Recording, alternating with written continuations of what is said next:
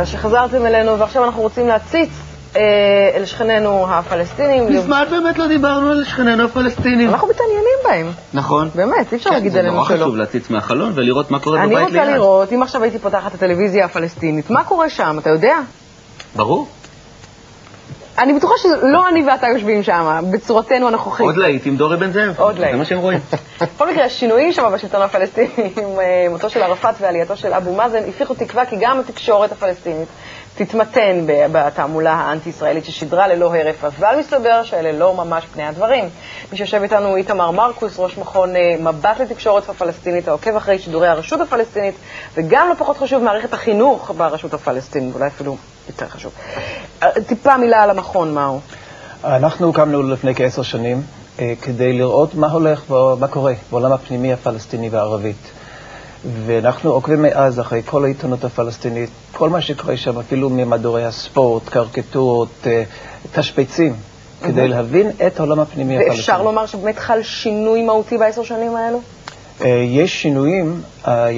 בשנים הראשונות, מ-96 עד שנת 2000, היה המון הסתה לשנאה. כן. קיץ 2000 זה השתנה מהסתה לשנאה להסתה לרצח. זה הסלים. כן, זה הסלים. עכשיו אנחנו חזרנו בעיקר לנושא של הסתה לשנאה. לשנאה חזר? כאשר יש... אפשר להיות מודד מזה? לא, חוץ מזה. זה היה הסתה לרצח ועכשיו זה הסתה לשנאה.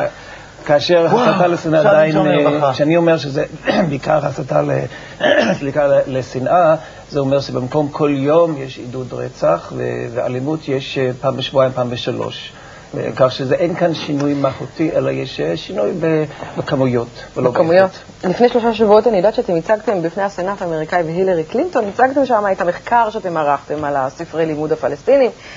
בדקתם אותו באמת לעומק, בין היתר אתה דיברת שם על הסתה לשנאה, וגם לנו יש איזושהי קריקטורה, או לא קריקטורה, ציור מתוך אחד הספרים, שתכף אנחנו נראה את זה.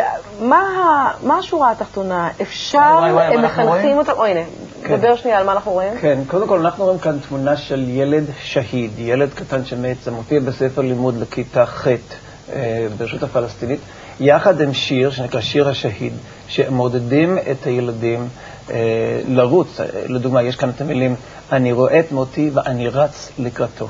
זאת אומרת, יש כאן שיר, וזה מופיע בהרבה מקומות בספרי לימוד הפלסטין, שפשוט אומרים לילד שהתפקיד שלך בחיים זה להיות... המילה שלום, הידברות, ישראל, מופיע בכלל בספרי חינוך שלהם?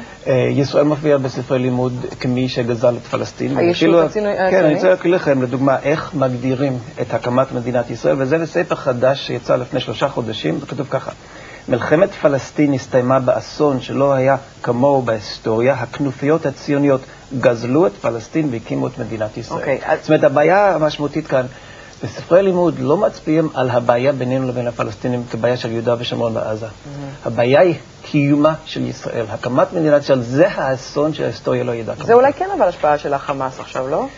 הספרים עדיין נכתבים על ידי אותם מחנכים של הפתח. לא, זה המתונים. זה המתונים, לצערנו זה המתונים. כן. תגיד, יש איזשהו ארגון שהוא משתף איתכם פעולה בצד הפלסטיני, או שאתם יכולים לבוא ולדווח לו ולהגיד לו תעשו משהו? אני ישבתי כנציג ישראל במשא ומתן עם הפלסטינים עוד לפני האינתיפאדה בנושא הזה של הסתה, ובכל הדיונים לא שמענו כל נכונות, אפילו לקבל את הממצאים שלנו שיש כאן בעיה, גם בספרי לימוד, גם בטלוויזיה. כשהיה ויכוח ארוך בין הצוות הפלסטיני ובין אמריקאי על צורך לשנות ספרי לימוד, הפלסטינים אמרו, אתם לא תגידו לנו איך לחנך את הילדים שלנו, זה החינוך, זה אלו ילדים שלנו. כך שאין הרבה מענה. יש אנשים שמתנגדים לזה, אבל הם לא מקבלים את התקשורת והם לא מקבלים את הכוח.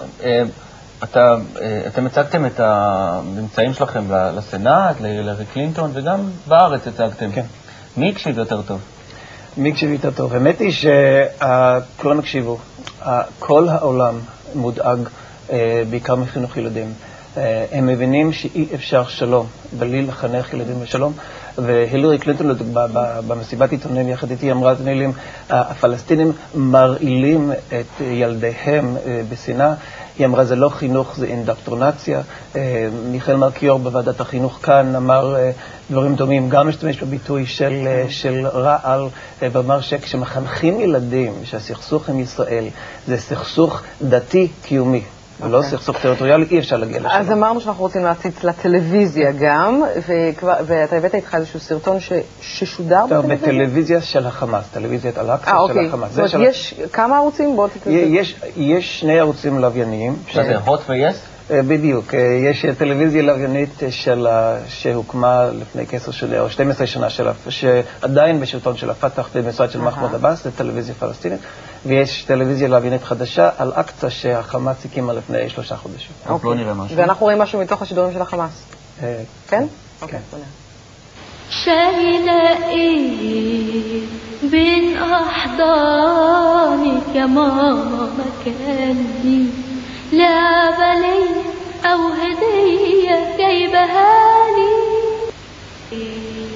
ماما ريم ليه لبستي طرحتك انت خارجة ماما برا انت شايلة ما بين ايديكي لغم مكاني دلوقتي بس عرفت ايه كان اغلى מה ראינו? ראינו ילדה שמשחקת תפקיד של בת של רעים ריאשי. רעים ריאשי מחבלת מתאבדת שהרגה 4 ישראלים במחסום ארז, והילדה הזאת מסתכלת איך שאימא שלה מכינה את הפצצה, והיא אומרת לה, מה את מחזיקה בזרעך? למה זה לא אני? בסוף היא אומרת, עכשיו אני יודעת שהחזקת משהו יותר יקר ממני. ובסוף הסרטון, מה שלא ראינו, היא אומרת, אני הולך בעקבותייך, ובסוף היא הולכת פשוט לחדר שלה ומוציאה מלבן של חומר נפץ, ילדה בת 4, והיא מבטיחה ללכת זה מזעזע, אבל רק לצורך האיזון, עולה בראשי שיר, אתם זוכרים את איפה הן הבחורות האלה עם הקוקו והשרפן? הם טמנו בחזה פרבלום, וכמה רימונים לשעת אש, אך היום בחורות יש כאלו שבקושי רואים שיש או משהו. אוקיי. לא, יש בכל מסורת של כל עם יש התגאות, ויש אנשים שמתו למען העם שלהם, פשוט באמת מחזיקים אותם במסורת כמעט הם פשוט הקצינו עם הגיל, סתם הגיל יותר. יש הבדל מהותי בין לאחר מעשה באמת להסתכל על מישהו כעשה מעשה גבורה, ולעודד ילדים בגיל 4 ו5 ו6, ויש עשרות סרטונים כאלו גם בטלוויזיה הפלסטינית של הפתח. גם בטלוויזיה הפלסטינית. גם בטלוויזיה היו סרטונים, לדוגמה, יש סרט של מכתב פרידה. ילד כותב מכתב פרידה, זה לא בן 4, אלא בן כ-13-14, והוא יוצא בכוונה תחילה להיהרג, וכאשר הוא מת, וכאשר הוא נופל על האדמה, רואים שהוא זורק אבן ונופל, המילים של המכתב שלו, ששר איזה זמר, כמה מתוקה השהדה. שמחבק אותה. אז הוא מת וכמה מתוקה השהדה, וזה בטלוויזיה של הפתח, וראינו את זה יותר מ1000 פעמים. כך שהילדים גדלים לא בצפייה ולא ברצון... הם אגב עושים מה שגם אנחנו עושים לפעמים, כמו שאנחנו מציצים לתוכניות שלהם, הם מציצים לתוכניות שלנו, או שאנחנו לא מעניינים אותם? אתה תהיה עכשיו בטלוויזיה הפלסטינית? הם לא מצטטים, הם מפרסמים כל מה שמתאים להם. הם מצטטים בעיתונות שלהם כל הזמן את גדעון לוי. זה קל, זה כיף. זה כן, הם לוקחים את כל ישראלי שמביע ביקורת על ישראל, כל סימני חולשה שרואים בישראל, ונותנים לזה הבלטה מעבר לפרופורציה. נסיים בנקודה הכאובה והקשה הזו. לא קל לשמוע את הדברים האלה. תודה רבה.